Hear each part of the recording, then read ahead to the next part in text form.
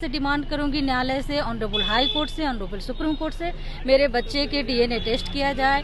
इसके पिता संजीव हंस हैं, उन्होंने एक्सेप्ट किया है, उन्होंने मुझे पैसे क्यों दिए, मेरे अकाउंट में क्यों दिए, क्या ट्रांजैक्शन हुआ, ये सारा डिटेल ऑनरेबल कोर्ट में लगा हुआ है। और मैं हमेशा से लीगल राइट की बात कर रही हूँ। मुझे ईडी ने बस इनके जानने का जरिया कि मैं इनको कैसे जानती हूँ एज ए गवाह मुझे बुलाया है, और मुझे जब भी बुलाएगी ईडी मैं आऊँगी।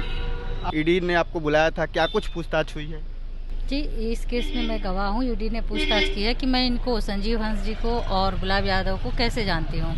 तो मैंने अपने केस के मैंने 2021 में केस किया हुआ है, सारा डिटेल बताया कि मैं किस तरह से इनको जानती हूँ। आप लोगों को, सारे मीडिया भाइयों को या बिहार वासियों को अच्छे से पता है। क्या लग रहा है संजीव हंस दोषी हैं, उन्हें सजा मिलनी चाहिए? देखिए, जो भी है, हर एक प्रक्रिया होती है, न्यायिक प्रक्रिया होती है हर एक डिपार्टमेंट की। जो दोषी है जिस किसी भी चीज़ में, उसको तो सज़ा मिलनी ही चाहिए। फिर कानून बनने का मतलब क्या है कि अगर दोषियों को सज़ा नहीं मिले तो किसी कानून का कोई मतलब नहीं है ना। मैं तो खुद ही कितने दिनों से परेशान हूँ, मेरे बच्चे का डीएनए कराया जाए, अभी तक हुआ नहीं है। और मैं लगातार यही, आप लोगों मीडिया भाइयों का बहुत सपोर्ट रहा है, मैं अभी लगातार यही चाहूँगी कि हमारे इस केस में जितना जल्दी हो सके, जो मैंने केस किया है उसमें इसका बच्चे का डीएनए टेस्ट हो। और मैं हमेशा से लीगल राइट की बात कर रही हूँ। मुझे ईडी ने बस इनके जानने का जरिया कि मैं इनको कैसे जानती हूँ एज ए गवाह मुझे बुलाया है, और मुझे जब भी बुलाएगी ईडी मैं आऊँगी। आपके ऊपर भी आरोप लग रहे हैं कि पैसे ट्रांजैक्शन को, लेन देन को लेकर संजीव हंस मेरे ऊपर अगर लगे, कुछ भी लगेंगे तो मेरे ऑन रिकॉर्ड है। मैंने ऑनरेबल हाई कोर्ट और ऑनरेबल सुप्रीम कोर्ट में सारा डिटेल लगा रखा है। ऐसा कुछ नहीं है कि मैंने कोर्ट से, न्यायालय से कुछ छिपाया है। मैंने बच्चे के अधिकार की बात की है, बच्चे की राइट की बात की है। संजीव हंस ने बच्चे को एक्सेप्ट किया है। तो ये सारी चीजें आपको ऑन रिकॉर्ड है मेरे कोर्ट पे, आपको डिटेल मिल जाएंगी। क्या आप अपनी जो आपने बयान दिया था कि मेरे साथ जो दुष्कर्म किया गया मेरे बच्चे को लेकर, वो अभी बयान पे आप कायम हैं? बिल्कुल, हमेशा बिल्कुल कायम रहे, हमेशा कायम रहेंगे। मैं सच बोल रही हूँ और सच कभी नहीं मिटता। हमेशा कायम नहीं रहेंगे तो क्या किसी के ऊपर आप इतना बड़ा ब्लेम झूठा लगा देंगे? किसी का बच्चा लेके घूम रहे ऐसे झूठा, ये बिल्कुल मतलब कायम क्या, मैं आखिरी सांस तक इस चीज़ की बहुत पुरजोर और बहुत ही ठोस तरीके से डिमांड करूंगी न्यायालय से, ऑनरेबल हाई कोर्ट से, ऑनरेबल सुप्रीम कोर्ट से, मेरे बच्चे के डीएनए टेस्ट किया जाए।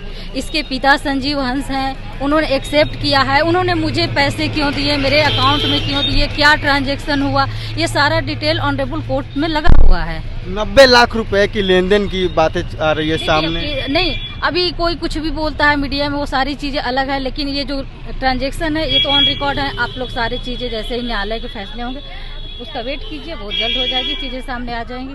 इसको लेकर भी ईडी पूछताछ की है?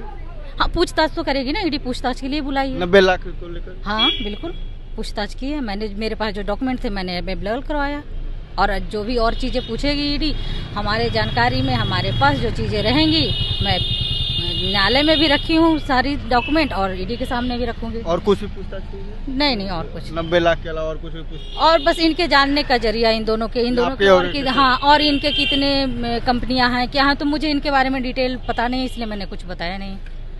ठीक है, तो आपने जो कि संजीव हंस के ऊपर जो आरोप लगे थे, संजीव हंस के ऊपर इन्होंने आरोप लगाया था, हालांकि वो आरोप सच साबित हुआ। कोर्ट ने माना भी कि इनके साथ दुष्कर्म हुआ है और इसको लेकर अब कोर्ट कार्रवाई भी कर रही है। लेकिन फिलहाल वित्तीय अनियमितता और जो भ्रष्टाचार हुए हैं, संजीव हंस को ईडी ने मुकदमा दर्ज किया, और उसी मामले में अब संजीव हंस की जो कड़ियाँ है जोड़ने के लिए आज गायत्री यादव को ईडी ने दफ्तर में बुलाया और पूछताछ किया।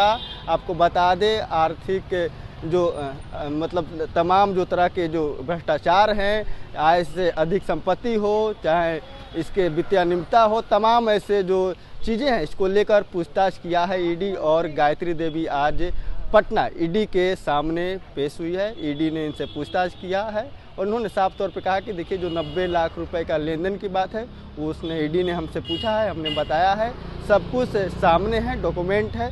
हालांकि इस सभी मुद्दे के बाद उन्होंने कहा कि हम अपने बयान पर कायम है, इसके साथ बच्चे को दिए गए बयान हो या डीएनए का मामला हो। बहरहाल इसमें इतना ही, इससे तमाम खुल के हम सब फर्स्ट या झारखंड देख रहे हैं। पनोरमा ग्रुप, जो सोचता है वो करता है, आपके अपने सपनों का आशियाना। ये लो, मुंह मीठा करो, आज मैंने अपना जॉब छोड़ दिया, अब हम पूर्णिया वापस जाएंगे। जॉब छोड़ दिया है? मतलब ये घर कैसे चलेगा? हम करेंगे क्या? और माँ बाबूजी क्या बोलेंगे? इसलिए मैं एक और मिठाई का डब्बा लाया। अपने बिजनेस के लिए लोन अप्रूव हो गया। अरे लोन अप्रूव हो गया वो तो ठीक है, लेकिन पूर्णिया में हम रहेंगे कहाँ? अपना घर भी तो नहीं है वहाँ। इसलिए तो एक और मिठाई का डब्बा अलग से लाया हूं। हमने पूर्णिया में घर ले लिया है, पूर्णिया के ई होम्स पैनोरमा में। पूर्णिया में पैनोरमा ग्रुप लेकर आए हैं ई होम्स पैनोरमा।